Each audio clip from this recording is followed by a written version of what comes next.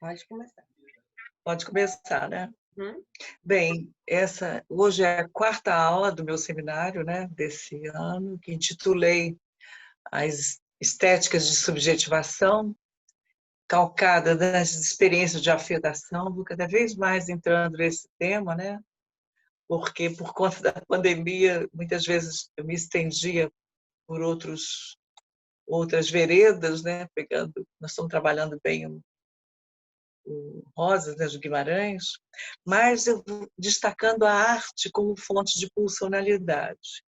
E eu estabeleci essa temática esse ano para estudar o conceito de pulsão, que é um conceito extremamente difícil. O próprio Freud, né, fala que é um conceito obscuro, um conceito híbrido,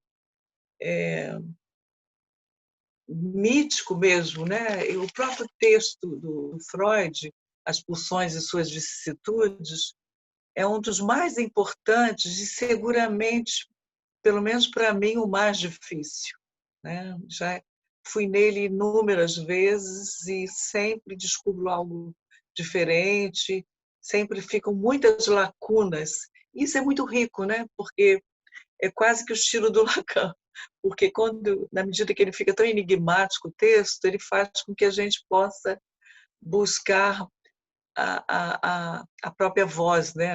A maneira de se utilizar muito mais pela sua via do que o Freud costuma ser tão claro, e nesse texto eu acho extremamente difícil. E eu fico pensando ao ponto do Lacan dizer lá no Seminário 11, né, os 4 conceitos fundamentais da psicanálise, onde ele coloca a pulsão, e aí eu cito, é muito interessante botar aspa, né, que ele diz que a montagem da pulsão não tem pé nem cabeça e que nisso se assemelha a uma colagem surrealista. Quer dizer, então, para tentar penetrar nesse conceito, verdade que não está a minha imagem aqui, aqui, como é que eu faço para entrar aqui? Pronto. Como é que eu faço para entrar a minha imagem aqui? Gente, me ajuda aqui, Luiz. Agora que eu vi que eu fui olhar, só estava o Lígia, Ney, só para dava mim o você Ney. está aparecendo. Para mim você está aparecendo perfeitamente. Ah, então agora voltou. Eu só estava o Valnei na minha frente. Aí quando eu olhei, estava lendo, gente, o Valnei não vai sair daí. Bem, então, para tentar penetrar nesse conceito tão difícil, eu estou seguindo as pistas, né, do Seminário 21 e trazer os não tolos, né, ou como tem a homofonia, os nomes do pai, e numa aula que é a aula de 9 de abril de 74, que é uma aula preciosa, porque o Lacan faz várias reformulações de conceitos fundamentais. E eu peguei essa frase dele, né, que eu achei muito interessante, que isso me tomou, eu sempre trago, né, essas 4 aulas que eu dei, eu sempre trago, que é justamente, tendo aspa, né, há uma certa homologia entre o que temos como obra de arte e o que colhemos na experiência psicanalítica. Mais adiante ele fala, da arte temos que tomar o grão, né, numa outro texto que não tinha sido estabelecido ainda esse seminário, ele está da arte temos que tomar a semente. Quer dizer, quando Lacan diz que há uma homologia, ele está dizendo que se trata da mesma estrutura, porque é diferente, ele não fala que é análogo, nem que é similar. Quando ele diz homólogo, quer dizer, dá uma precisão muito maior da proximidade, né, entre uma experiência com a obra, dessa fruição com a obra de arte, e o que você experimenta na experiência psicanalítica. E, e como sendo homóloga, portanto, né, quer dizer, podemos aprender alguma coisa aí. E aí, desde Freud com Lacan, eles sempre disseram que os artistas antecipam o que vai ser o material que vai interessar na nossa praxis, né? E hoje pretendo desenvolver com vocês o que ocorre nessa experiência com objeto artístico, tentando fazer a correlação em relação à experiência psicanalítica. E essa experiência de fruição, eu passei a especificar, até coloco, né, no título, no cartaz de seminário, experiência de afetação, porque eu vou destacar a função dos afetos nessa questão. Experiência de afetação no sentido das sensações, né? Quer dizer, o que toca o corpo, que promove algo da ordem de um acontecimento e que, quando acontece de promover, que a gente vai ver que nem sempre, às vezes você tem uma experiência de corpo e você não faz absolutamente nada com isso. E outras vezes, e é isso que eu quero destacar, que esse acontecimento, que a gente fala acontecimento de corpo, pode promover o surgimento de um sujeito e é interessante, isso dá substância ao corpo. Vou depois colocar a teoria subjacente a essas afirmações que eu estou fazendo. Porque Lacan, né, no final do seu ensino, ele nomeou essa experiência de afetação de acontecimento de corpo. Mas eu estou entendendo que acontecimento é quando surge um sujeito, né, e isso vai dar uma substância ao corpo. Então, quando nós verificamos, né, que esse corpo foi afetado, seja pelo riso, pelo choro, pelo espanto, que é muito importante, pelo horror, ou mesmo pelo deleite, né? Pelo enlevo e o júbilo, que é também tão importante, uma afetação que é de extrema importância, mas até as pequenas nuances, né? As mudanças das modulações da voz, da tonalidade, isso tem até um embargo, e hoje é interessante que, eu não sei se a experiência do virtual, apesar de ser tão difícil, mas você capta também coisas muito sensíveis, né? Das modalidades, das nuances da voz. Então, é preciso que a gente esteja atento a essas manifestações, né? Muitas vezes isso é deixado de lado, e isso tem uma importância enorme.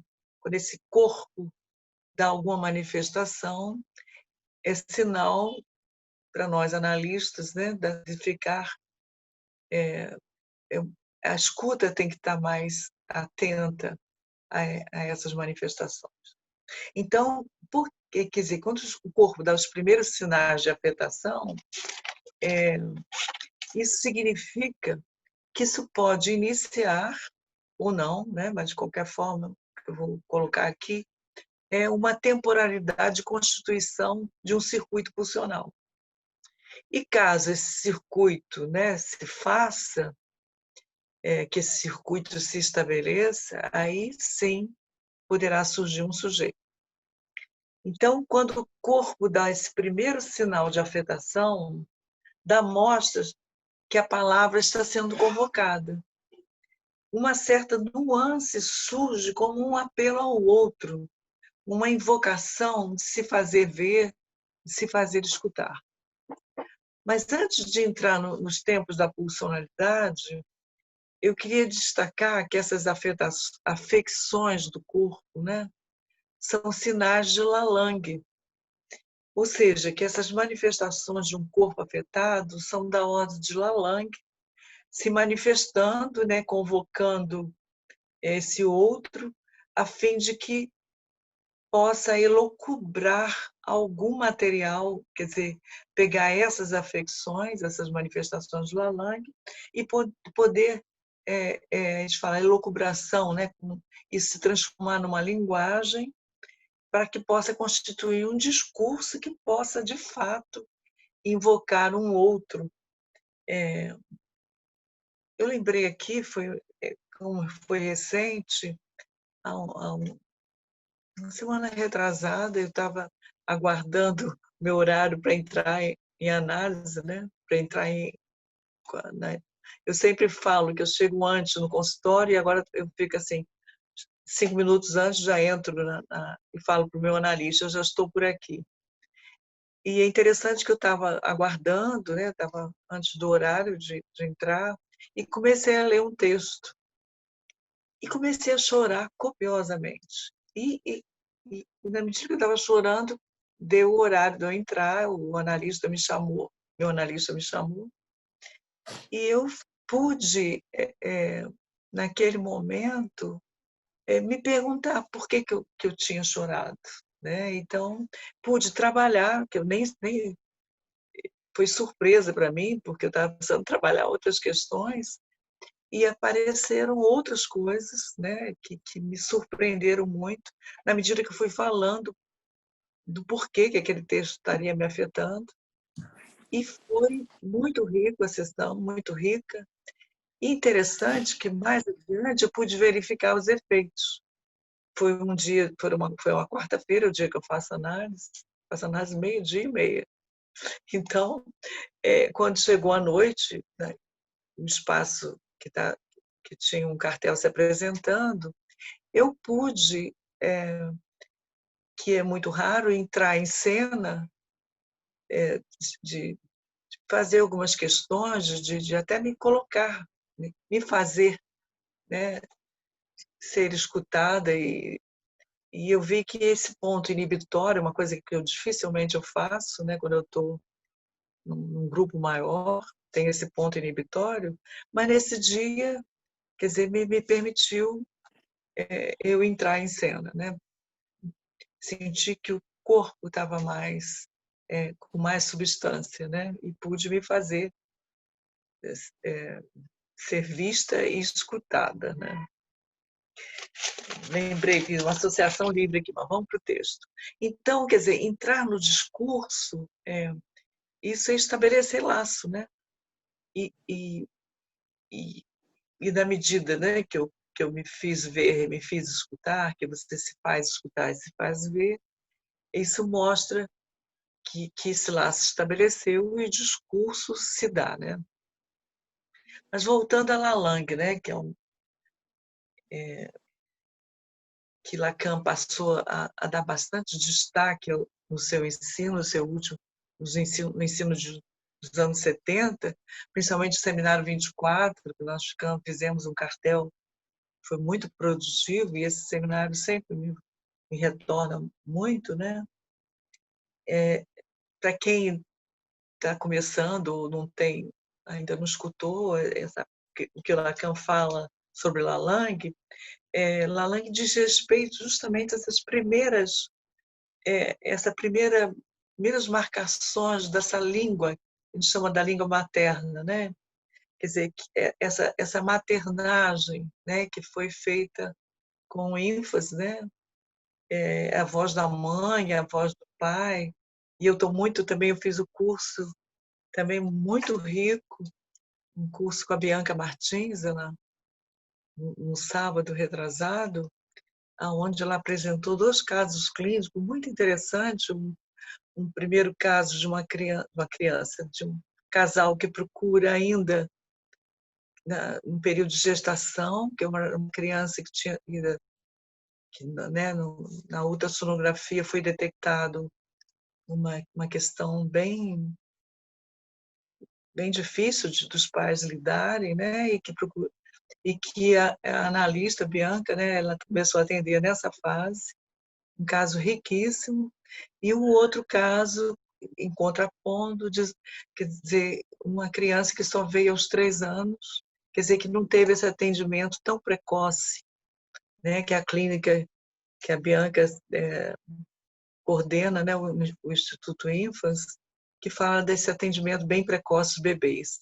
E esse curso também foi um outro que foi muito interessante, foi uma manhã de sábado, e eu fui assistindo, ouvindo, né, de uma forma, e fiquei impressionada que, na medida que ela foi apresentando o caso clínico, eu perdi uma filha há 45 anos atrás, e eu fui lembrando coisas da gestação dela. Quer dizer, imagina, uma coisa de 40, mais de 45 anos atrás, quer dizer, eu fui lembrando coisas impressionantes. Quer dizer, esse luto, que eu acho que o luto de um filho você nunca elabora totalmente, mas a surpresa de quanto... E comecei a chorar muito. mas era um choro e que vinha junto com muitas lembranças, acordando muito, coisas que eu nem nunca mais tinha tocado, né? Isso é de uma importância enorme, né? Porque isso faz atualizar algo que estava totalmente ou recalcado, ou até mesmo, às vezes, algo que nunca foi colocado em termos de discurso, que tocou um ponto meu, e talvez nunca tivesse sido elaborado. Então, mostrando, né, que às vezes você fica, hoje eu estou mal, chorei, deu mal-estar, achando que essas afecções, e elas são justamente as que mais acordam, né? E é interessante, porque eu estou falando disso, porque são traços, quer dizer, que intrauterinos, né, do batimento cardíaco, da voz da mãe, tem várias experiências hoje que o bebê recém-nascido, nas primeiras horas, reconhece voz de pai, de mãe, né? São coisas que... E voltando a Lalang, essas marcações sonoras e táteis, né? O bebê é muito interessante porque você fica vendo que o bebê já faz inúmeras coisas, né? Que a gente nem imaginava antes, né? Fica brincando com cordão umbilical, faz coisas surpreendentes, né? Mostrando que algo da subjetividade já está sendo constituída de fato desde lá. E e os traços também que dizem respeito a essas marcações da transmissão transgeracional, que também tem muitos estudos já nesse sentido, né? Porque o Freud já falava, né, que nós temos muito mais dos nossos avós do que dos nossos próprios pais, mesmo não tendo convivido com eles, né? E isso é interessante porque que são essas marcações já estão lá, né? E também os traços da conjugalidade do casal. Eu atendia inúmeras crianças, casos muito graves, né? Quando eu trabalhava no hospital e depois nas unidades de saúde, e eu sempre perguntava o momento da concepção do bebê, né? Quer dizer, quem decidiu, quem é que quis engravidar, como é que foi, quer dizer, o momento da concepção, para poder também investigar a conjugalidade, né, daquele casal, ou seja, se eles puderam exercer as funções a tempo, né,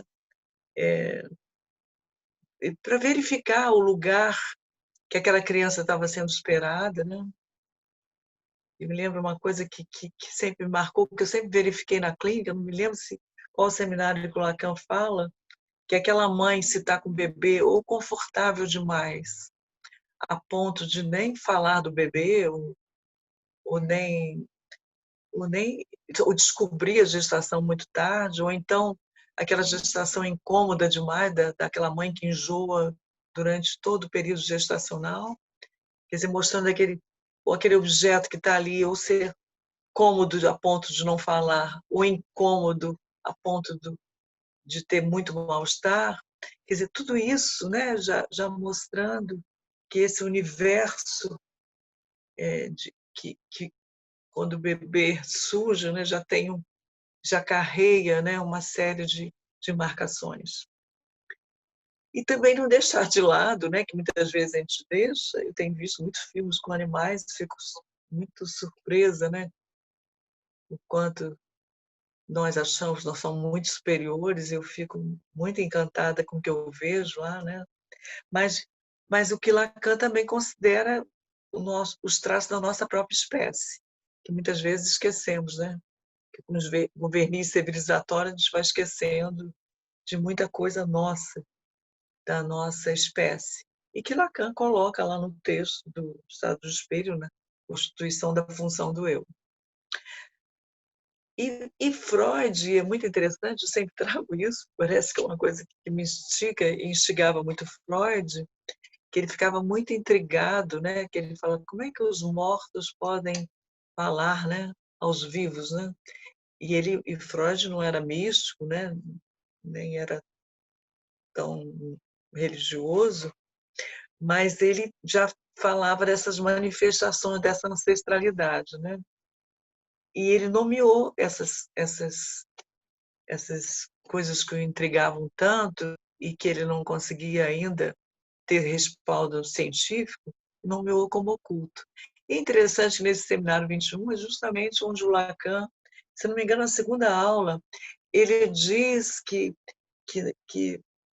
ele achou, não, ou alguém falou para ele, eu não me lembro muito bem, mas um livro dos sonhos, né, aonde tinha um capítulo que nas edições seguintes ele sumiu. O capítulo justamente dizia o significado oculto dos traumas. Olha que interessante. Tiraram esse ponto. Aí, a hora que o Lacan comenta no seminário 21, ele fala a significação oculta dos traumas não apareceu, né? Porque teriam, aí aspa, uma objeção por parte do discurso científico. Então, aí o Lacan fala, ele nomeia o que é oculto, né, para Freud, ou para ele, né, como ele nomeia dessa forma. Ele fala, o oculto é definido precisamente assim, o que o discurso científico não pôde suportar. Quer dizer, e diz Lacan que Freud se preocupava com o oculto, né? Isso ele tem várias e aí, afirmando Lacan, novamente, aspas, no seminário 21, sim, porque ele imaginou que o discurso científico devia levar em conta todos os fatos. Né? Quer dizer, ele mostrava, ele se interessava, né, achando que um dia a ciência ia trabalhar. E é interessante que eu penso que a epigenética está se ocupando disso, né? Porque tem essa herança transgeracional, né, o estudo de experiência transmitida de uma geração por pelo menos mais duas adiante, então eu acho que já está se ocupando disso e a gente vai aprender bastante. E já tem muitos trabalhos, eu agora fazendo curso lá de intervenção precoce com bebês, eu estou aprendendo coisas surpreendentes.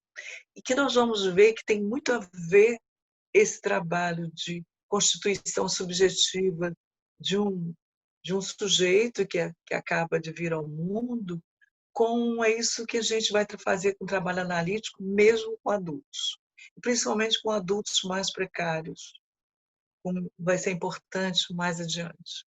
Eu vou trazer isso. Por isso que eu estou me interessando muito por essa clínica de intervenção precoce.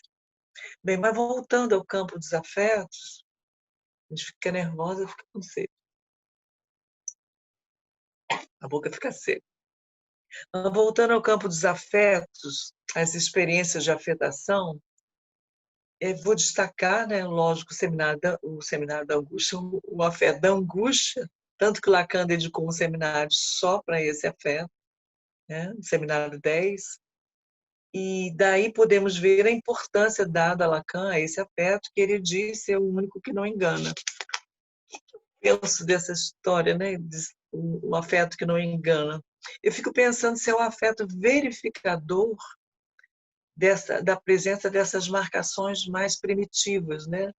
Dessa nossa ancestralidade, disso que tem a ver com a questão da pulsão de morte, que eu já falei para vocês, né? Porque para Lacan, ele diz que só existe a pulsão de morte. Porque o que vai interessar justamente são essas manifestações de pulsionalidade de não que não tem ainda uma representatividade em termos de significantes, né?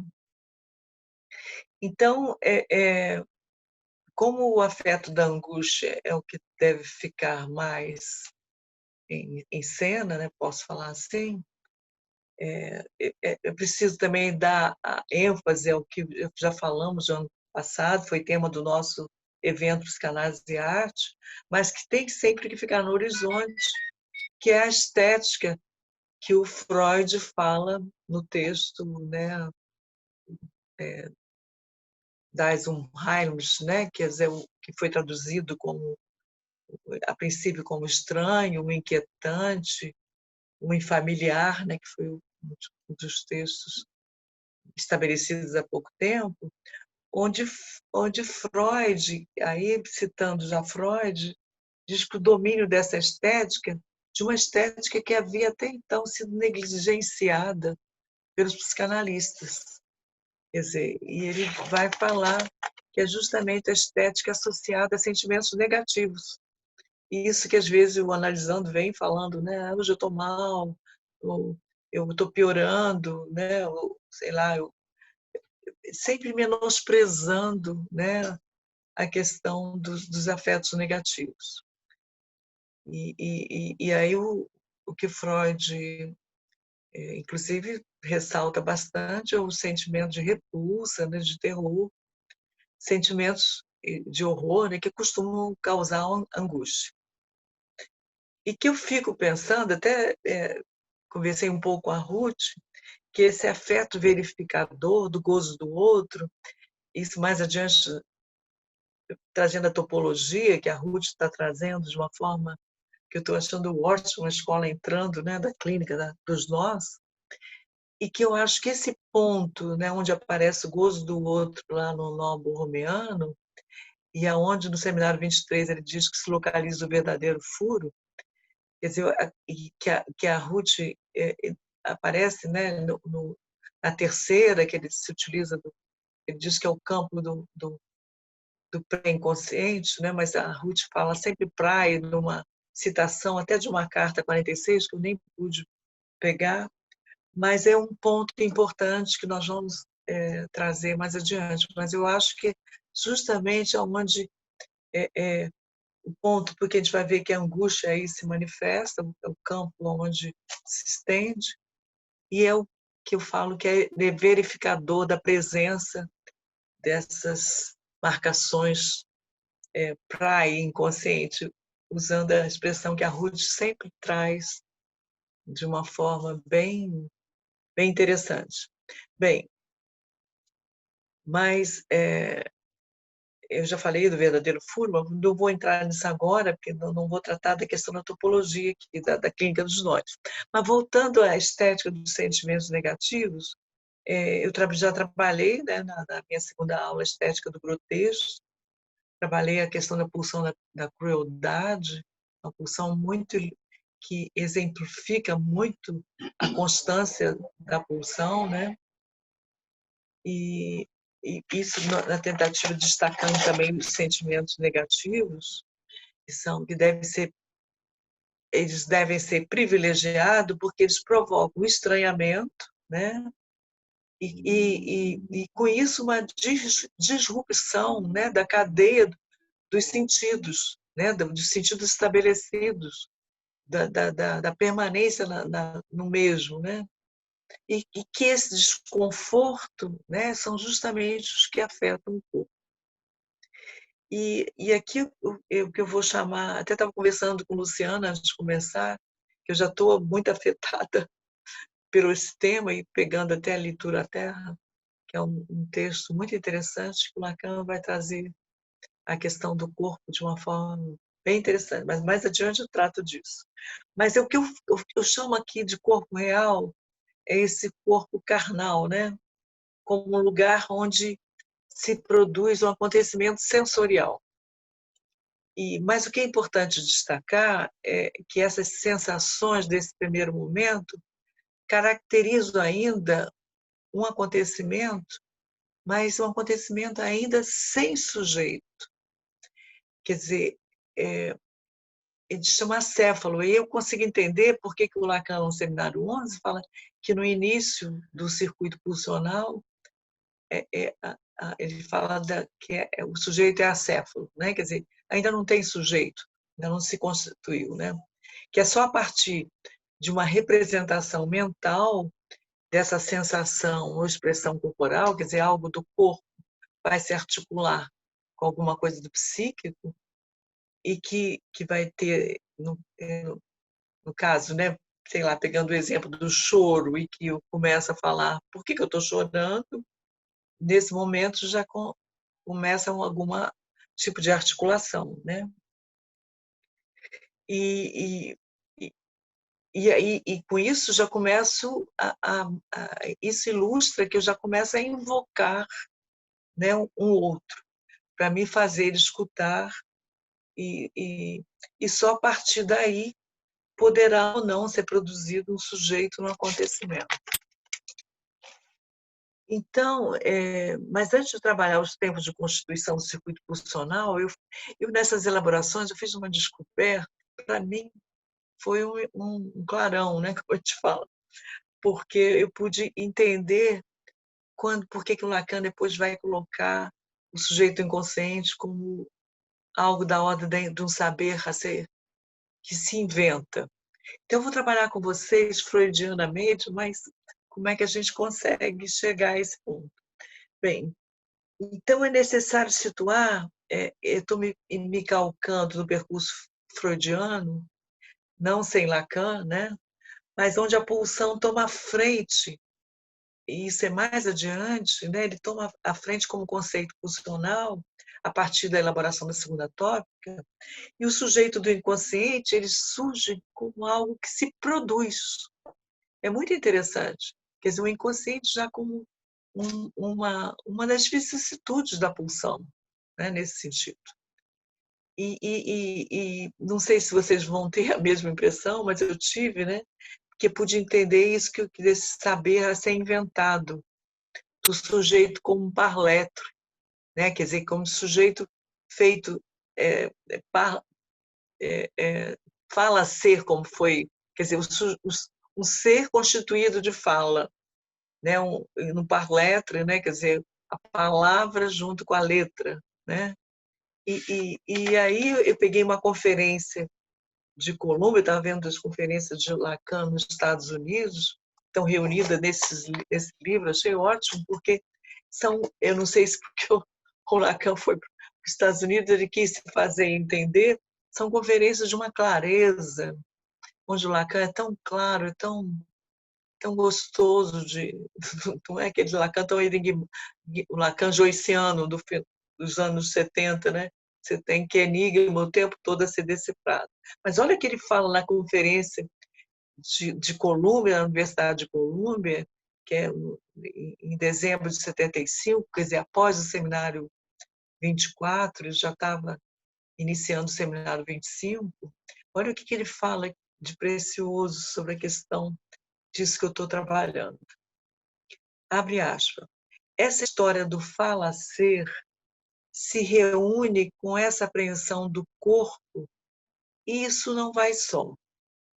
Um corpo tem outra forma de consistir, esta que tenho designado sobre a forma fala-ser, sobre a forma falada, sobre a forma do inconsciente, enquanto que é da palavra que o corpo surge. Então, voltando a comentar Freud nessa segunda tópica, onde ele faz uma desconstrução metapsicológica mesmo, né, centrada no inconsciente, vou botar aqui para ver se fica menos seco a minha fala. Essa segunda tópica é centrada, né, eu fico causada, que eu ia falar, no inconsciente como como uma outra coisa que é fundada na pulsão, né? Uma construção de uma outra coisa fundada, quer dizer, como produção da pulsão. É aí que digo que a pulsão passa a ser um conceito fundamental, pela qual o inconsciente é derivado, quer dizer, o inconsciente como desdobramento importante da força pulsional. O que implica dizer que, nesse contexto, nessa reviravolta proposta por Freud, o inconsciente passa a ser da ordem da produção. Produção promovida pelo encontro da força da pulsão e o outro de maneira inesperada.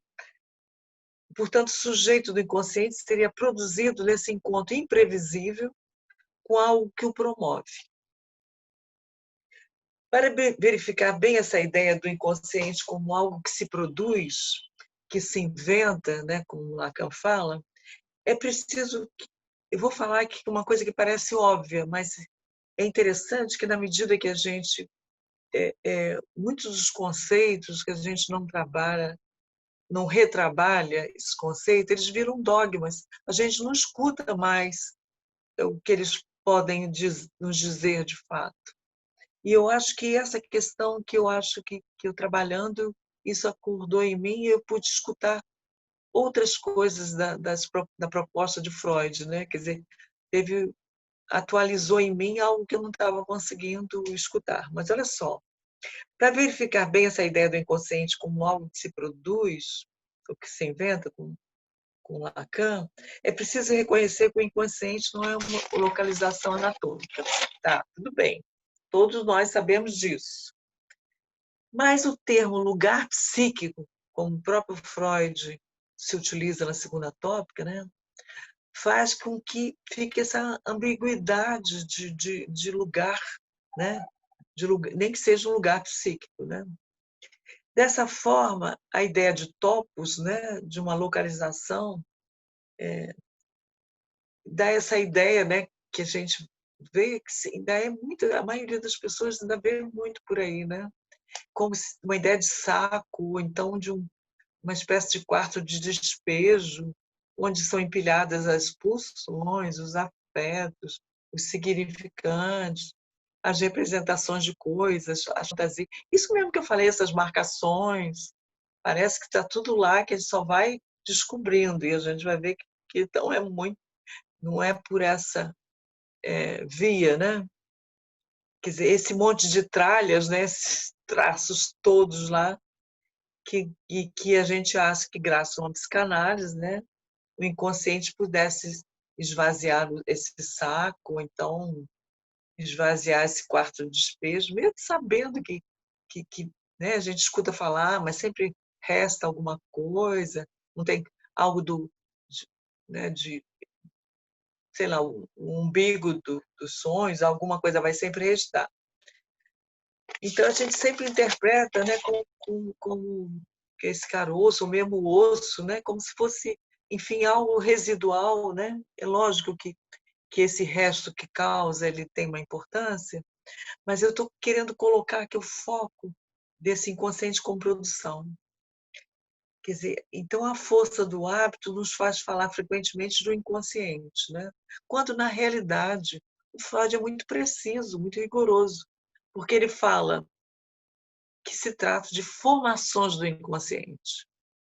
Então, se está falando de formações, então elas se formam, se produzem, né? Quer dizer, no momento mesmo em que acontece, né? Quer dizer, e portanto não tem nenhuma substância anterior, né? Daí importante para a gente até ter um rigor maior, nomear como formações do inconsciente, para ressaltar que se formam, que se produzem no instante mesmo do seu surgimento. E são isso que eu falei, né? Quer dizer, a gente não precisa, né, formações já o inconsciente, a gente perde essa precisão, né, com essa descoberta freudiana, né? Porque quando Freud, ao elaborar essa teoria, ele teve a atenção dele voltada para esse tipo de saber, um saber bem particular, que ele verificou que se passa é um saber que é ignorado por aquele que sofre, né? Quer dizer, é justamente, né, no efeito de irrupção de uma formação do inconsciente, por exemplo, um lapso, né? Demonstra que não existe um saber a priori. O sujeito comete um lapso e aí que ele vai se perguntar, e aí um saber pode ser inventado a partir daí, ser produzido, né? Formado a partir daí. Quer dizer, antes do lapso, né? Esse saber não está lá, né? Ele está lá, mas só que a gente não sabe que sabe, né? Por quê? Porque na realidade não é um saber que falta, tem um saber, mas o que falta é um sujeito que possa nomear esse saber, que possa falar disso, né? Então é um sujeito que falta. E por isso o sujeito não sabe o que sabe, porque não tem sujeito na realidade, antes dessa invocação e de isso ser transformado, né, numa questão do discurso. Então, podemos dizer que nesse tempo de irrupção das formações do inconsciente, existe um saber assubjetivado. O sujeito ainda vai advir, a partir do instante que uma palavra é invocada, e aí penso que é só no ato de falar que o sujeito vai surgir. E aí eu já li algumas vezes, não sei se o Lacan até questiona, não me lembro onde eu teria que procurar, se existe o inconsciente fora da análise, né? Ou se existe a possibilidade desse sujeito, se é possível surgir um sujeito sem um endereçamento ao outro, né? Quer dizer, por isso o estabelecimento de um laço, quer dizer, os discursos, né, que o Lacan trabalha, são várias formas de estabelecer laços, mas que, de alguma forma, para que surja um sujeito, é preciso o endereçamento. Então, voltando ao ato de falar e ao surgimento do sujeito.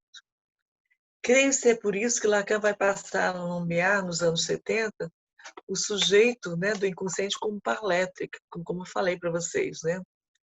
Esse fala-ser, um ser que surge na fala. Aí uma fala já antiga, né? Porque eu falei de 78, mas agora falando em 66, se eu não me engano, que é a função em campo da fala e da linguagem, que é um texto belíssimo, né? Eu acho que a gente está sempre extraindo muita coisa.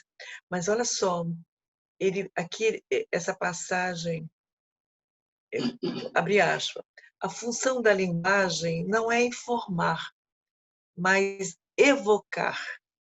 O que busco na fala é a resposta do outro. O que me constitui como sujeito é minha pergunta.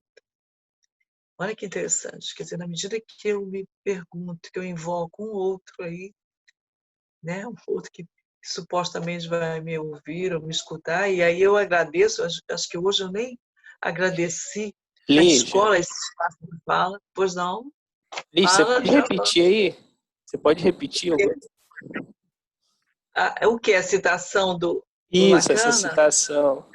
Tá, é na página 301 dos escritos, tá? A função da linguagem não é informar, mas evocar. O que busco na fala é a resposta do outro. O que me constitui como sujeito é minha pergunta. Tá bom? Na página 301 dos escritos. Gente, vocês podem interromper, tá tão bom quando interrompe, porque eu lembro que existe público, porque é horrível falar para as paredes, como Lacan falava lá para os psiquiatras lá em Santana. Bem, mas voltando ao percurso freudiano, eu estou elaborando minhas questões sobre as experiências de afetação, né, que possibilitem novas subjetividades, a promoção de novas subjetividades. Então, caminhando um pouco mais no percurso freudiano, nessa nova tópica, né, na segunda tópica, elaborada, mas agora no texto de 1923, o Eu e o Isso, que também é muito importante,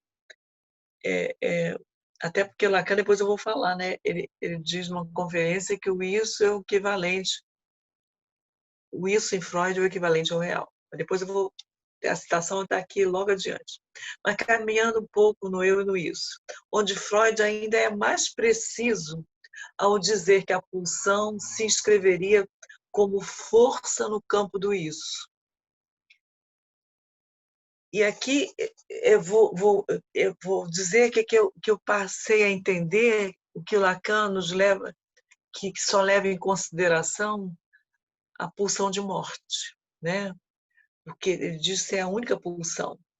E aí, na conferência de Lacan nos Estados Unidos, eu estava lá, li todas, ele lia todas elas. E na conferência de 76, na segunda conferência da Universidade de Yale, né, ele diz, aspas, o isso de Freud é o real. O real não é o mundo exterior, é bem a anatomia. Isso tem relação com o corpo. E é na conferência, né, de 76, 25/11, na segunda conferência que deu lá na Universidade Americana. Então, nesse novo contexto, o discurso freudiano enuncia um outro modo também de sublimação. Porque isso interessa para a gente, porque se a gente está falando que a experiência com o campo das artes é homóloga com a experiência que a gente vive num percurso psicanalítico, né? A questão da sublimação tem que ser contemplada também. Então, ele diz que nesse novo contexto, o discurso freudiano anuncia um outro conceito de sublimação, segundo a qual a experiência de criação implicaria a produção de um novo objeto entrando no circuito pulsional. Isso tem uma importância enorme, porque é isso que vai possibilitar que a gente possa ir esgarçando um pouco mais esse campo fantasmático, que é o campo que nos aprisiona, de fazer sempre da mesma ordem, de ficar de uma fixidez de gozo que você não consegue minimamente, né, ter uma melhora, pode-se falar disso, né? Então é preciso que você possa esgarçar, né, ter outras formas de outros percursos, né, que não sejam só aqueles que já estão ali muito, a palavra que me veio, viciados, né? Mas tem até um texto que o Freud fala que as pessoas mais velhas não podem ser analisadas, que estão sempre usando as mesmas circuitos de defesa, né? As mesmas formas, as mesmas respostas que tiveram para lidar com o real, né? Principalmente com a não inscrição da relação sexual, dessa impossibilidade, né? De se inscrever, essa ausência da diferença sexual. E aqui, de novo, essa questão da analogia, né, é importante, né, da experiência. Então, passei então a pressupor, né, que a obra de arte poderia funcionar como fonte de afetação nesse corpo real, até porque, para mim, sempre foi uma forma de eu buscar, né, essa afetação através da literatura, do cinema, para que pudesse ficar bastante afetada, né? E com isso ser fonte de pulsionalidades, de invenção e produção de novas subjetividades, né? Então aqui eu vou convidar vocês a caminharem comigo, como se eu estivesse entrando numa exposição, sei lá, numa galeria de arte ou num museu. Vamos caminhar. E vocês podem até entrar um pouco mais, se quiserem, né? Mas mostrando como é que poderia ser equivalente, o que a gente pode aprender aí para poder trazer também com a questão da condução das análises, né, na nossa experiência, e até para que a gente possa mesmo se utilizar de campos que às vezes a gente não leva para análise, né? Essas siderações que o Alain de Gevaert trabalha muito, né? Que às vezes a gente não leva para análise achando que não tem nada a ver, né? Quando na realidade são os que importam muito, né? Então vamos caminhar, né? A questão de uma obra que está afetando o leitor, né? Num texto ou um espectador, e que de maneira inesperada, imprevisível, algo de um acontecimento sensorial afetaria esse corpo real, né? E alguma afetação se tramaria de forma imprevisível. Então, a gente vai ver o que acontece aí para a gente fazer uma correlação, uma homologia. Partindo de uma experiência que pode ser vivida por qualquer frequentador de um museu ou de uma galeria, aqui uma homenagem às minhas queridíssimas colegas de cartel, que são duas artistas, porque eu escolhi a dedo, né, que é Jusceia e Renata. São duas artistas, né, e elas têm essa experiência na carne, né, experiência com as artes plásticas. E isso porque, e eu fico pensando por que Freud se utilizou pouco, né, das artes plásticas, muito mais da literária, mas Lacan, principalmente o último Lacan, vai privilegiar bem quer dizer, desde o início, né, com os surrealistas, mas até mesmo depois da arte contemporânea, tanto que na conferência terceira, né, eu fiz essa descoberta, fiquei tão encantada na época, até levei bem empolgada para a Ruth, onde ele diz que a gente tem que aprender com Duchamp, né, dizendo que eu estava trabalhando a questão da interpretação pela via do equívoco, e aí ele nos dá essa indicação, que ele diz que entender o que o Duchamp propõe ali, né, com o que ele produz, para que nesse jogo dos equívocos não ser aquela que alimenta o sintoma. Então, ele já estava colocando essa via da estética da afetação, né? Então, mas voltando ao nosso passeio aí pela Galeria de Arte, né? Nesse contexto, né, ficamos expostos a uma grande oferta, né? Quer dizer, naquele início que a gente chega numa galeria, tem uma série de peças. Vou botar escultura também para lembrar Freud, né? Porque eu falei só que ele só usou literatura, mas é o trabalho que ele faz diante de Moisés. E é bonito porque ele vai inúmeras vezes diante da estátua e fica lá se deixando afetar e se perguntando e produz um senhor texto a partir do que ele vai, cada vez que ele vai lá, ele se vê construindo alguma coisa a partir do que ele está sendo afetado com aquela experiência, né, de estar ali diante da estátua de Moisés, de Michelangelo. Então, no início, então, passamos os olhos, né, do que é exposto, do que nos é oferecido, sem deter os detalhes, né, no exame das obras, a gente vai passeando assim. E os nossos olhos são tocados de maneira quase que indireta, numa forma quase que horizontal, né? Então, nesse primeiro momento, então passamos pelos signos provenientes das obras exibidas numa leitura, como eu falei, horizontal, daquilo que está exposto. Subitamente, a gente não tem a mínima ideia, algo se destaca imperiosamente desse fundo indiferenciado até então, chamando nossa atenção. Então, nós somos capturados por algo de forma intensa, né?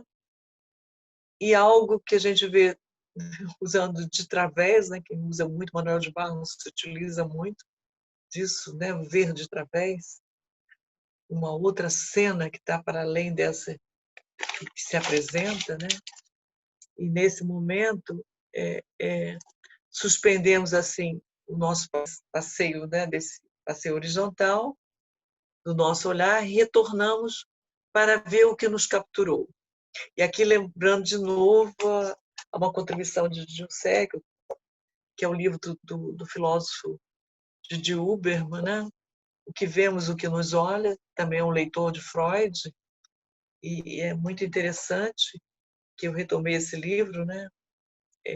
Indicação de Cartel, né? São as coisas dessa riqueza de trabalho em Cartel, né? Dos pares, da contribuição dos pares. Então, inclusive nosso último encontro de Cartel foi de muita afetação. Quer dizer, mesmo sendo um encontro virtual, de uma riqueza enorme, né? Eu saí de lá assim, renovada também. E mostrando, né, que esse endereçamento ao outro de alguma produção, a importância disso. E também fui ao Seminário 11, né, que era até um seminário que a gente se propôs a trabalhar no cartel, mas é muito interessante que o nosso cartel a gente se deixa muito trabalhar por essa via, né, da afetação.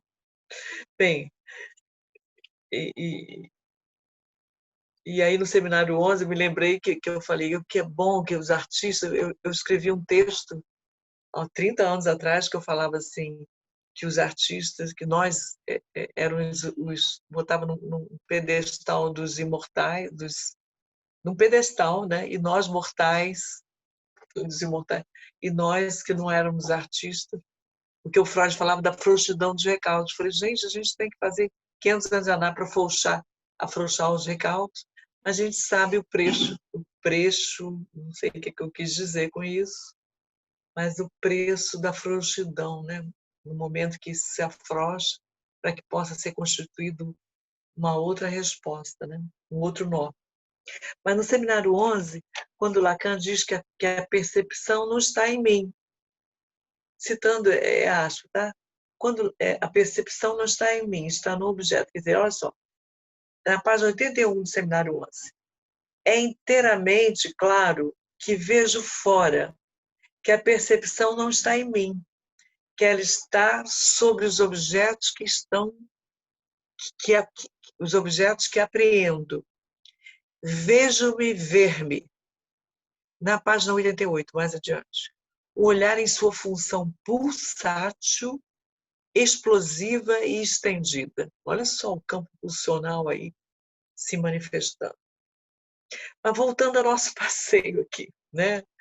Algo então nos capturou a partir de então, e agora mais detidamente ficamos atentos ao que nos capturou, de para diante, né? Buscamos então ativa e avidamente o que nos fisgou a atenção. Voltamos assim o nosso olhar para todos os detalhes do que nos fisgou, né? Para buscar então o que nos impactou. Pois queremos localizar, né? Quer dizer, o que nos capturou. É como se estivesse perguntando: o que é isso? O que tem aí que me fisgou? Né? Algo similar ao que eu falei. O que esse texto me fez? Né? Alguém vai entrar Lígia, aí? Pode eu quero entrar. entrar. Posso? Sim. É porque, na verdade, assim, até a sua fala agora autorizou isso, porque é curioso como também esse efeito, né, de seminário e esses efeitos que a escola mesmo proporciona de afetação, né? Igual você vai buscar lá também nos seus filmes, né, nos seus textos, essa coisa que acorda. Quando eu te escuto, também acorda em mim, né? Assim, tem uma coisa que mexe, que eu acho que é até legal a gente usar a corda, porque tem uma coisa de vibração mesmo, né?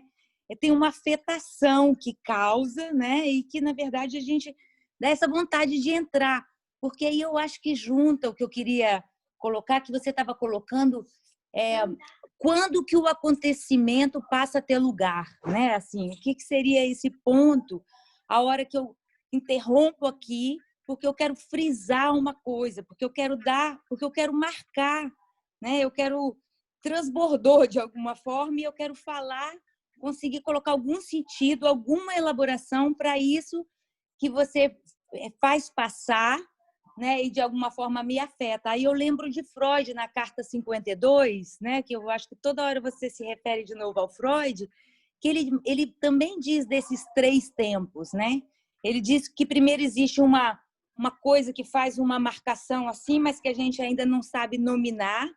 Depois tem de novo e a gente fala ó, né, ó, e ali a gente faz a marcação, né, daquilo e não só depois ainda é a simbolização, é poder dar voz àquele acontecimento, né? Colocar o simbólico ali funcionando. Era só para juntar uma contribuição, não deixar passar assim isso que chega aqui. Não, Luciana, eu te agradeço muito. Primeiro, duas coisas. Por último, eu fui, conversando com a Ruth, fui pegar a carta 46, onde ela diz que tinha lá uma indicação do praia inconsciente, e verifiquei, eu dei minha obra do Freud completa, doei, né, para um sebo, e verifiquei que na minha coleção nova ainda não tinha as cartas. Eu fiquei muito frustrada e não pude retomar a carta 52, e foi bom, eu queria trabalhar os tempos lá, mas eu estava sem ela e você me trouxe. Uma outra coisa que você traz de importância, que é o que acontece no cartel, para que serve uma escola, é isso que o Lacan vai falar da transmissão da psicanálise, quando ele está falando no Seminário 21, e até o Attal, que é um texto que eu li, que trouxe essa forma de ler o Seminário 21 renovada, ele cita algumas outras colocações do Lacan da mesma época, que ele diz que o Lacan fala de um novo aforismo, que isso é importante que ele fala, sejamos contemporâneos. É exatamente isso que você falou, quer dizer, você fala alguma coisa que acorda algo em mim, entendeu? Isso faz com que isso se atualize. Então, isso é transmissão. Você repara? Isso é de uma importância. Essa é a via da transmissão. É esse o saber que é transmitido. Porque vai acordar o seu ponto, que vai acordar o meu, cada um né, no seu ponto específico, cada um é afetado no seu ponto. Isso é de uma importância enorme. Isso que ele fala, que sejamos contemporâneos. Isso é contemporâneo. É tornar atual algo, né, que estava lá e que às vezes nem tinha sido trabalhado, né? Agradeço muito, muito a contribuição. Aliás, nós temos uma sintonia, Seminário da Angústia. Você já deu uma aula que para mim é inesquecível, né? Aquela aula falando daquele esquema do Seminário da Angústia. E por isso que é mais vibra mais, né? Assim, porque na verdade são afetações em mim que também são suas afetações e que de alguma forma nesse dizer faz vibrar isso, né? E aí é legal a gente chegar nesse coisa do som, né? A gente sempre está ali na corda, numa coisa que vibra, é para além só do que se ensina, assim, do conhecimento, né? Da passagem do conhecimento. Tem a ver mesmo com isso que vibra em você porque te encosta, né? É isso que causa na obra de arte também, né? Isso. Exatamente isso. E que a gente tem que dar, né? Porque eu vejo a importância de... E eu fico pensando nesse olhar, gozado que eu tenho usado um significante na hora de escrever, que eu não utilizo na minha linguagem comum, e quando eu uso o significante, como foi agora, né? Eu botei assim, um olhar decididamente e agora agarrou. Não é à toa que eu fico nesse significante agarrada. Um olhar percrustador. Que saiu essa palavra, eu falei, gente, isso existe, essa palavra? Eu fui ao Google e fiquei muito surpresa, porque da mesma forma que eu usei lá um termo lá atrás, que eu falei bem, não interessa fazer agora, mas que é quando eu fui ver isso no dicionário, que é exatamente examinar de forma minuciosa, uma coisa de uma minúcia. E interessante, quer dizer, um saber que eu nunca me utilizo, significante, que tanto me ensina, né? Quer dizer, agarrou agora na fala. Na hora que eu escrevi, eu falei, gente, isso está escrito, isso existe essa palavra? Eu estou fazendo o neologismo. Fiquei no Mas isso só estranhamento, vai ter parei. isso só vai ter acontecimento se você der lugar, né? Se Exatamente. você Então, isso que eu digo, permitir. eu parei, quer dizer, eu podia ter deixado para lá, né? Mas eu parei e falei, que é isso, né? Quer dizer, esse estranhamento, teve essa interrupção, né? Quer dizer, a coisa inesperada, surge algo, né? Que eu estou escrevendo e que fica inesperado. E então é interessante, né? Porque você vê na escrita acontece isso, né? São significantes que você não utiliza na sua linguagem, né? Coloquial. Né? Então voltando à nossa visita, né? Para o detalhe, para o fragmento, né? Então, quer dizer, então houve o deslocamento do olhar panorâmico, né? E começa a ver o foco. E qual é a semelhança que a gente pode falar disso, né? Dessa escuta, né?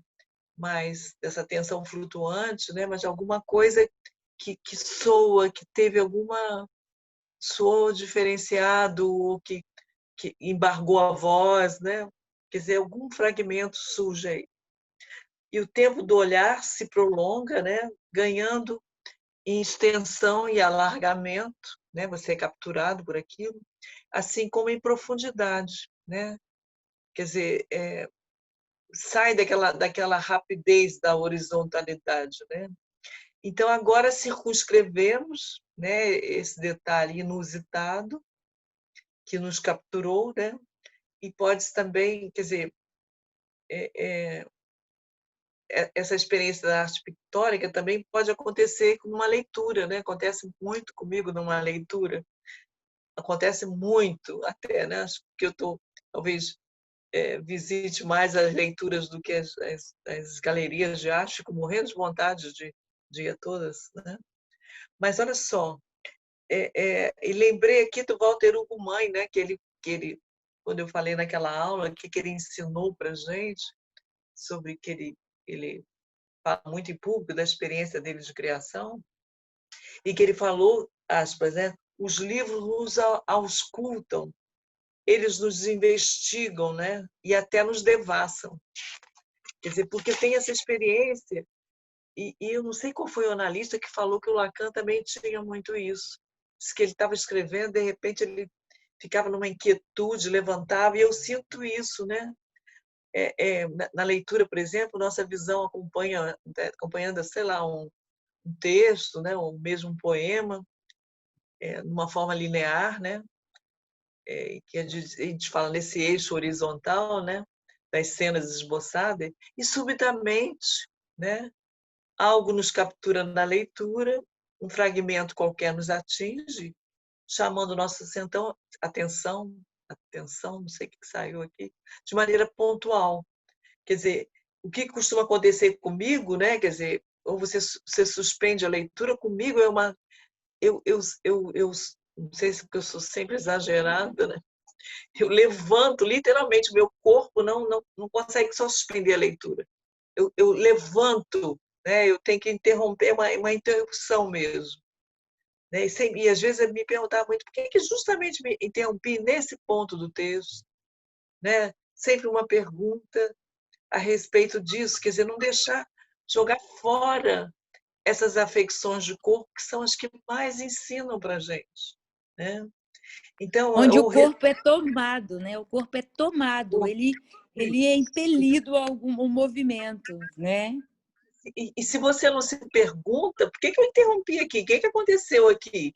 Né? Você vai jogar fora, vai para o ralo.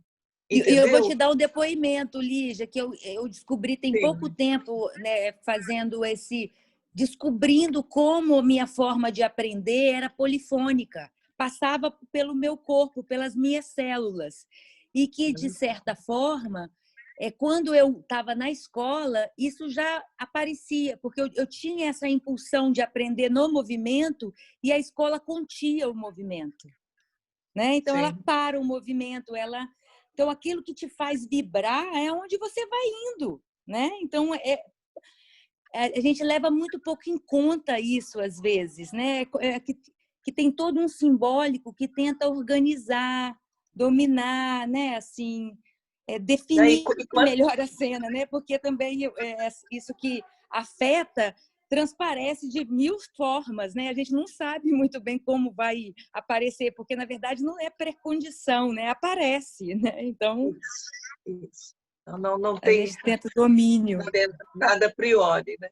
E é interessante isso que você me fez lembrar até do Leitura Terra, porque ele fala alguma coisa das células mesmo, alguma coisa que pega nesse nível, né? Mas eu não vou trazer porque eu comecei a ler o texto ontem, então, mas se você me fez também, tem alguma coisa nesse sentido, quer dizer, é algo... Porque eu lembrei a questão, quando Lacan diz, né, logo depois que ele faz a proposição e depois que ele faz outro texto, né, dirigido à escola para discutir a proposição, ele vai falar que o modelo da proposição dele é pelo viés do xiste, né? E o xiste, o que é principal é justamente essa terceira pessoa, né? Esse contágio, essa via da transmissão pela via do contágio. Né? Então, acho que a gente tem que... Porque você me fez lembrar de uma analisanda que era uma pessoa muito intelectualizada, muito estudiosa, tinha vários títulos acadêmicos, até o máximo pós-doc e tudo. E eu me lembro que a análise dela só deu uma revirada quando ela contou alguma coisa que, para ela, era uma experiência que deveria ser jogada fora, como se fosse coisa de assombração. E justamente as coisas que a assombravam foi que fez ela uma revirada e que eu acolhi com muito interesse, que também eu sou muito enfática, né? Isso que eu estou falando, que também a forma de você falar, nossa, que coisa interessante, né? Uma coisa que para ela era desvalorizada, porque a intelectualidade, como você falou, né? Muitas vezes na escola continha esse, né? Parecia que isso estava fora, que não interessava, né? Mas o que eu digo assim, que para ela parecia sem interesse, né? Banhada da via acadêmica, da via da vida, né? Da vida. Quando eu mostro interesse enorme pelas assombrações, e que ela pode trazer isso, né? E isso é importante para nós também, não só para nossas próprias análises, porque senão elas vão ser infindáveis, porque se a gente fica nessa ideia, por isso que eu quero depois introduzir a questão do texto, esse litoral, litera, tá, estou me engasgando de novo. Literater, Leitura literater, né? né? Então, essa condição, né, que a gente vai falar de limite, de ficar no entre lugar, né? Isso vai ser de uma importância enorme. Mas vamos voltar ao passeio aqui para ver se a gente depois discute alguma coisa. Deixa eu ver onde que está impactado, que a gente... eu falei da leitura, né? Dei o exemplo, que é onde me acontece muito, mas o que se processa nas entrelinhas, né? Dessas duas experiências que eu contei, né? Seja da leitura de um texto, seja de uma experiência com a obra de arte, uma galeria, é que o que tem esse ponto que tem que ser destacado é o ponto da descontinuidade. Quer dizer, algo se interrompe, né? Tem uma ruptura, alguma coisa que, no impacto visual, né? Ou narrativo, né? Que produziu no leitor, o espectador, a suspensão do ato, né? Quer dizer, do que ele vinha fazendo, né? Quer dizer, tem uma interrupção, quer dizer, algo de uma ruptura ocorre aí. Tudo se passa de maneira inesperada, na medida que o espectador, o leitor, né, não antecipou isso que você acabou de falar, Luciana, né? O que viria a acontecer, ele é pego de surpresa.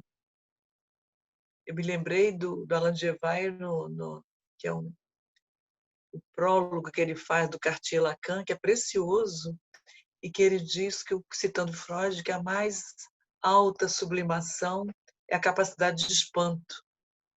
Então, a gente, né, ser isso que a criança tem muito, né, de se surpreender, né, aberta ao novo, né. Então, essa interrupção, né, que essa ruptura, o que ocorreu foi algo, um corpo estranho se presentifica de fora e que convoca uma simbolização. Quer dizer, essa coisa do fora e dentro, vou trabalhar, né? Quer dizer, o que ocorreu então? Pode-se afirmar que se processou algo da ordem do acontecimento. Esse acontecimento tem marcas distintas, né? É distinta no termo de distinguir mesmo, né? Tem a pontualidade de uma fratação, a ruptura, né, do que estava sendo feito e o inesperado. E que lança o leitor, o espectador, num acontecimento imprevisível, né? Esse acontecimento diz algo fundamental, né, na medida que o corpo foi afetado e deu sinal do que era até então desconhecido. Por isso se dá a ruptura do já sabido, do sentido estabelecido. E com isso é convocada a dizer algo sobre isso, a dizer, né, quer dizer, enuncia algo, né, a gente faz algum dito que pode se enigmatizar e isso ser transformado num dizer, né, sobre aquilo que o afetou. Pode-se aí, então, aprender em estado nascente um processo de produção de sujeito, que a gente pode verificar como é que o sujeito se produz, que se desloca dos seus enunciados habituais, daquelas narrativas, né, que são sempre, que o sujeito fica sempre... E essa ruptura interpela suas certezas, né? O seu ser se desestabiliza, né? E aí vem o transbordamento, nisso que Luciana já colocou, né? Quer dizer, algo que tem uma transborda, né? Quer dizer, ultrapassa as bordas do estabelecido já pelas significações fálicas, né? Quer dizer, algo se rompe aí.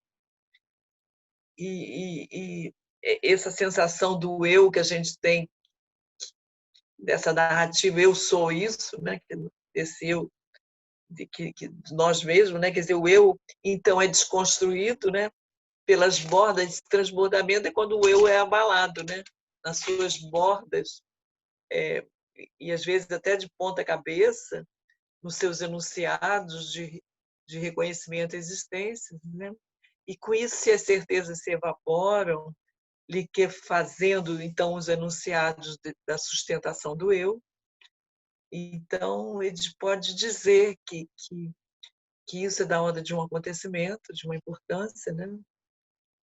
E após o acontecimento sensorial, o eu precisa, então, quer dizer, isso se dá, isso é um instante, né? E na medida que você já vai falar disso, já não é mais, quer dizer, aquilo já, a letra já virou lixo, né? Quer dizer, já não, o que importa, né, é aquela afetação, e aí o que se vai fazer com isso? Então, porque o eu rapidamente vai querer escrever, né, algo em si, né, esse acontecimento, para incorporá-lo.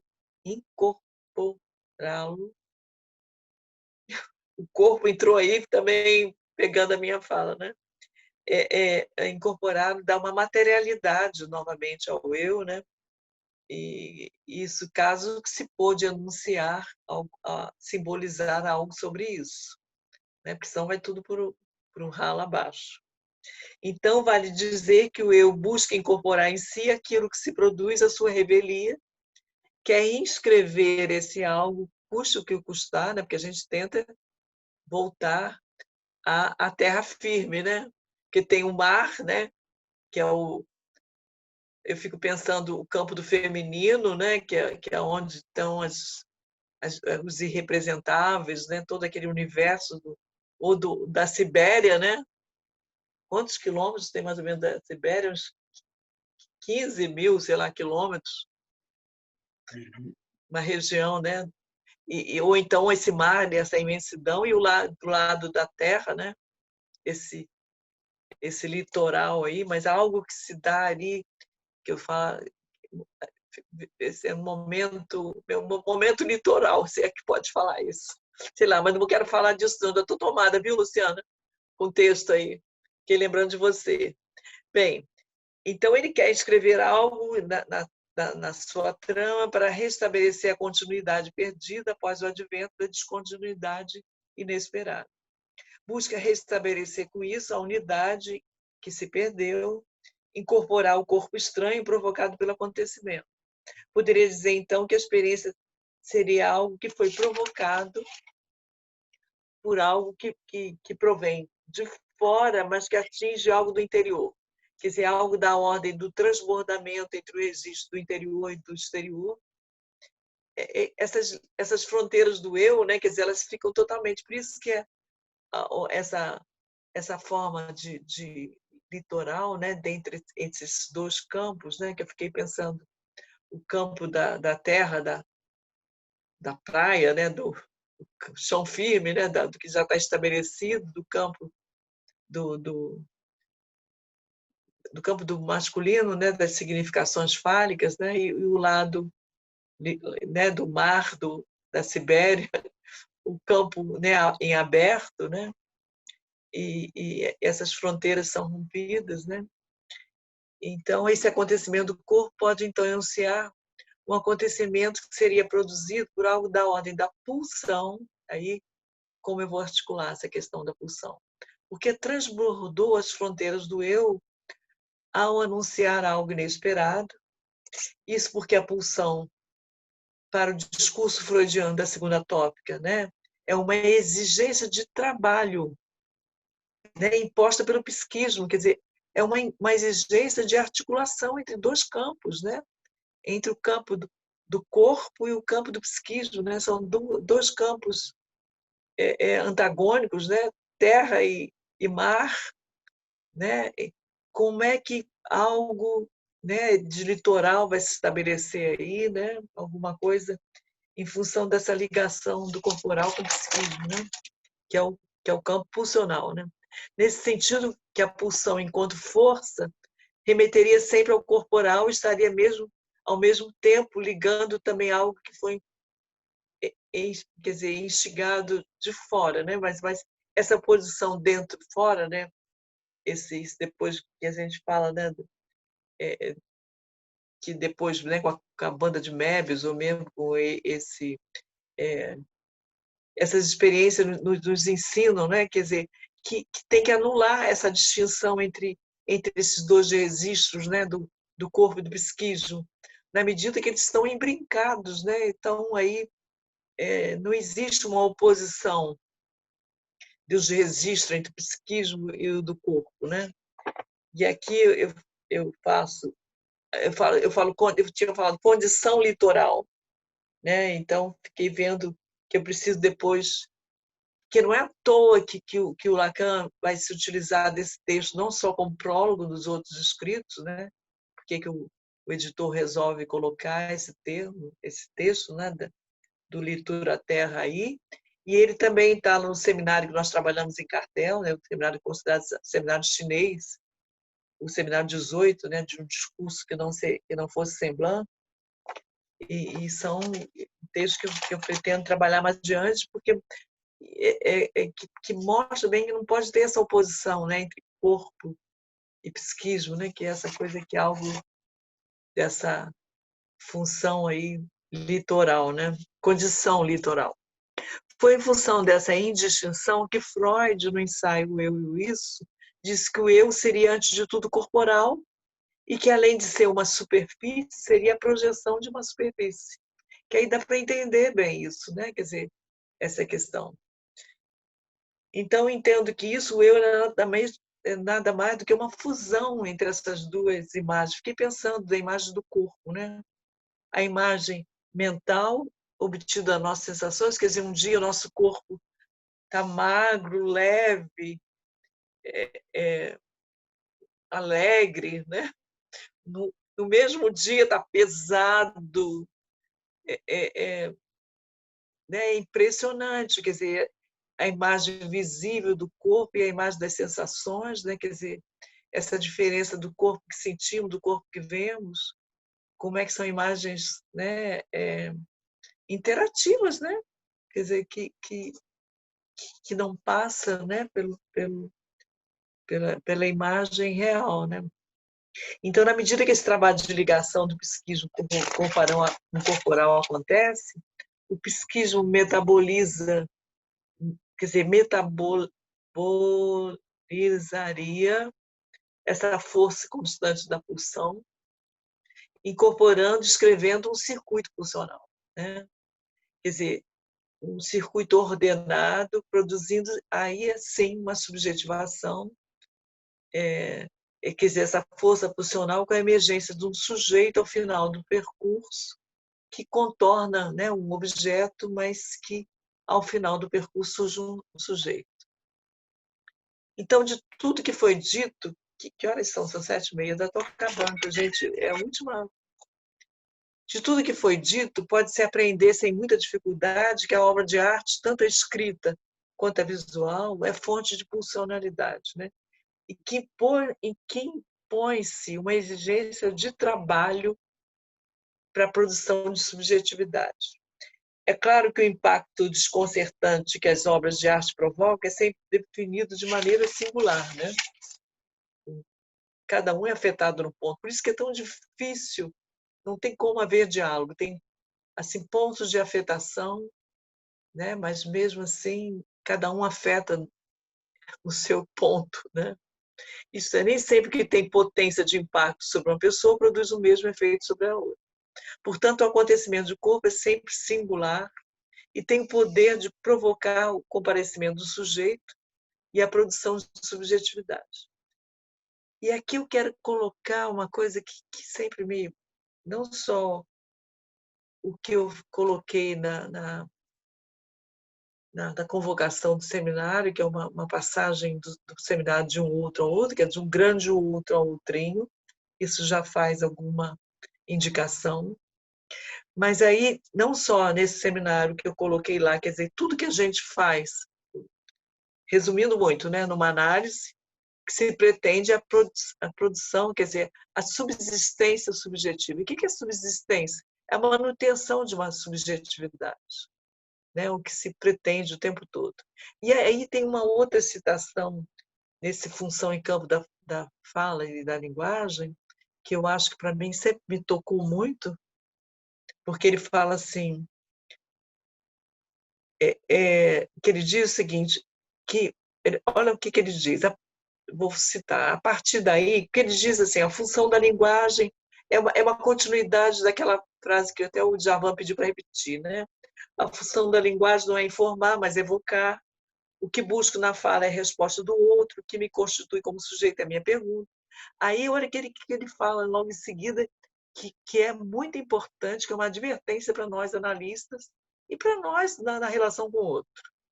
A partir daí, surge a função decisiva da minha própria resposta.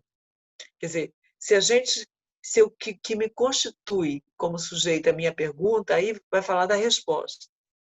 O que não é apenas o que se diz, mas como ela é aceita.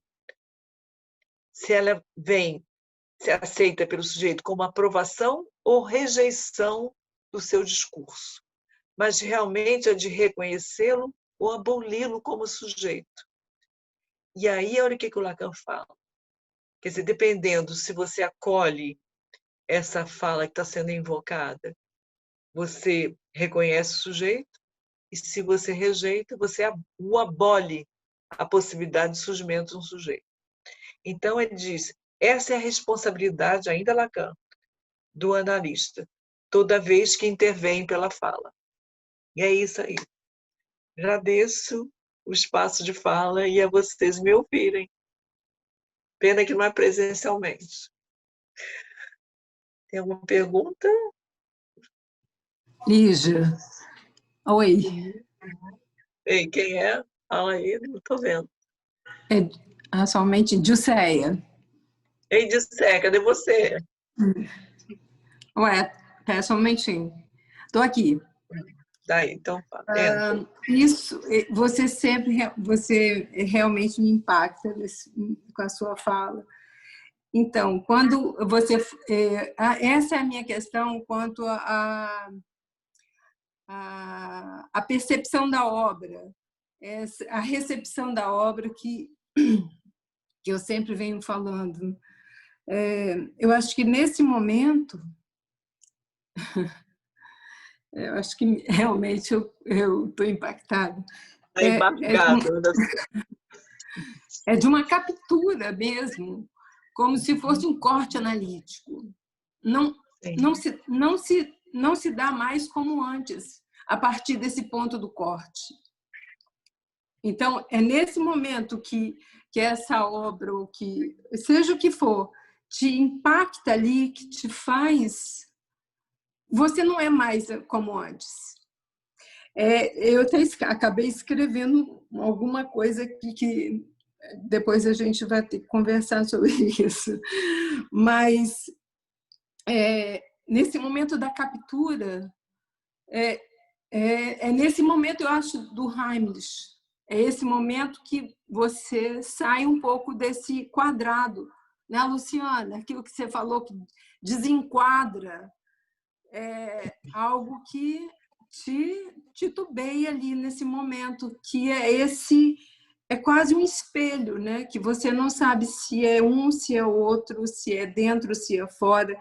Esse momento de confusão mesmo. Então, eu acho que isso é o que dá, por exemplo, no corte analítico, que você está lá tagarelando e tudo, de repente você se ouve falar e aí vem o corte. E aí, nesse momento do corte, é que as suas convicções caem por terra, que é a questão imaginária, e algo se impõe ali, dessa interrogação, desse algo que...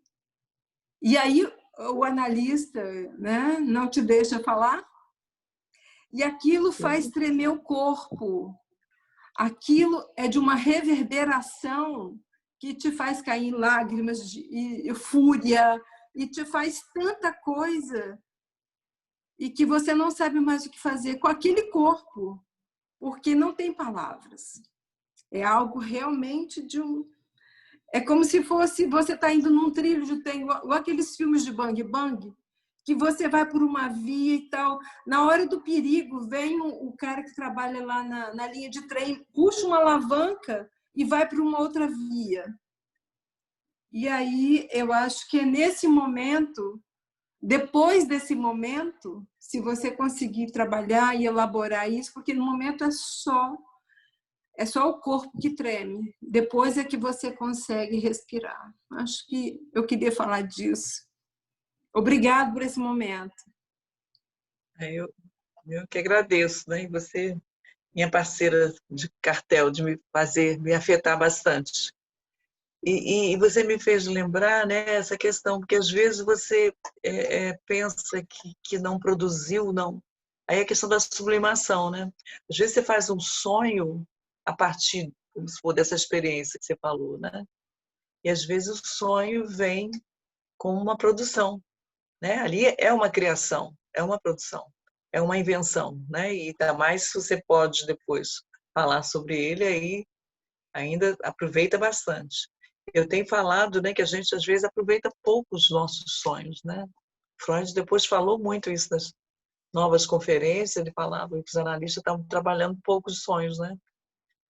Então eu fico pensando que é um trabalho, né, que pode ser feito depois, né? Com isso né, que você faz. É uma criação. Como o trabalho da Renata, né? Que colocou o Nossa, sonho em objeto. nossa. Não, e que ela mostrou a última obra que a Renata, no cartel, você vê, ainda tem esse detalhe, tem uma artista que produz a última, né? É impressionante, ela mostrou a última produção dela, eu fiquei arrepiada, até depois, quando eu ia falar sobre a obra, eu arrepiava novamente, né?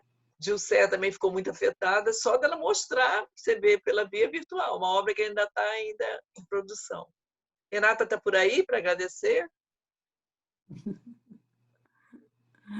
Não sei se Gente, estou sim. Boa noite.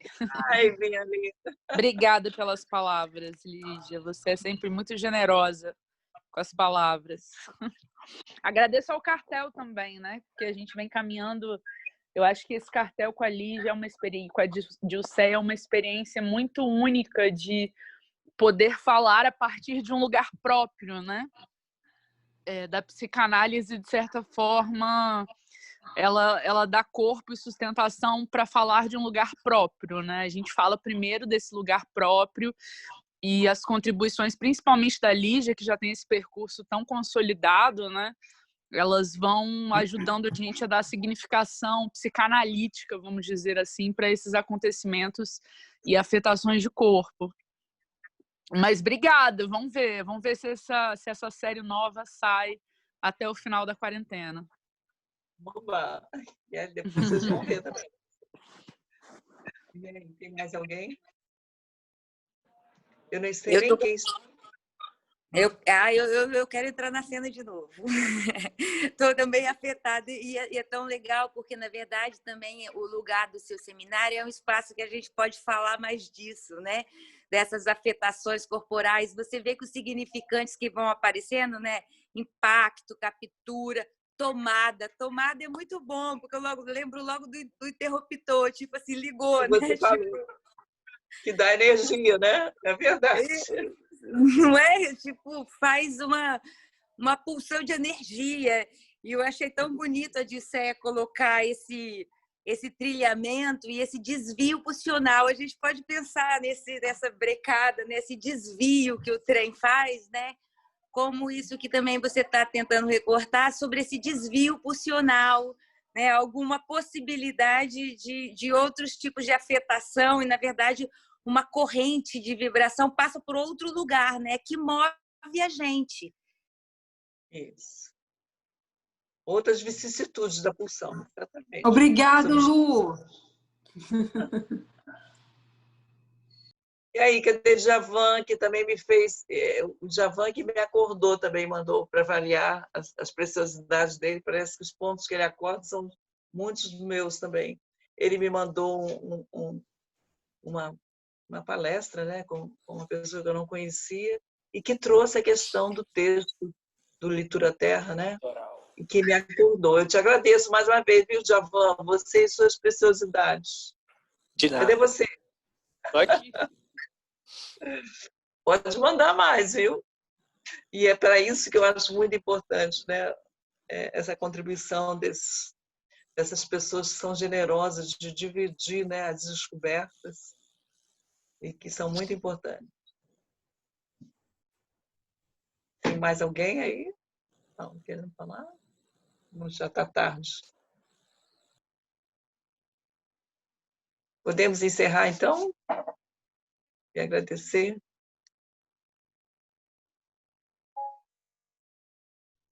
Acho que sim, né? Cadê Fernanda? Fernanda está por aí? Estou aqui. Então, vamos agradecer a todos, tá? Muito obrigada pela vocês estarem aqui comigo, tá? Eu agradeço, até a próxima vez. Lígia, Beijo. foi maravilhoso, muito bom, muito bom. Obrigada pela sua fala. Que bom.